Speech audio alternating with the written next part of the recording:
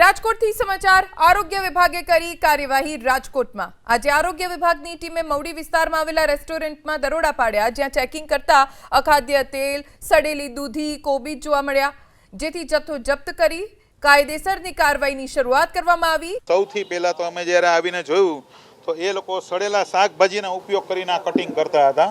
આપ જોઈ રહ્યા છો જે આપણે ઈયળો વાળા જે કોબેજ છે આટલી સડેલી દૂધી છે બરોબર ઉપરાંત એના ફ્રીજમાંથી આટલું જે છે અંદાજિત કુલ મળીને બધું જ મળીને અમે જોયું તો લગભગ 115 કિલો જેટલો આ જથ્થો અમને અખાદ્ય જોવા મળેલ છે। વિશેષની અંદર અમે જે બેટર જોયું તો બેટર જે બનાવેલું છે મંચુરિયન માટેનું એ પણ તપાસ્યું તો જે અત્યારે આપ જોઈ રહ્યા છો આ હું તો આપને બતાવી શકીશ એ પણ આની અંદરથી એક્સપાયરી થયેલા મેંદામાંથી બનાવેલું છે એની પણ એને ડર નથી। આ ઓલરેડી જે છે એ આપ જોઈ રહ્યા છો 17 એપ્રિલથી આ 2 મહિનાની અંદર 60 દિવસમાં વાપર્યો હતો। આ 2 દિવસ પહેલા તો આ મેંદો પણ એક્સપાયર થઈ ગયેલો છે। ચોક્કસપણે અત્યારે આજે 115 કિલો અખાદ્ય જથ્થાનો અમે નાશ કરવા જઈ રહ્યા છીએ।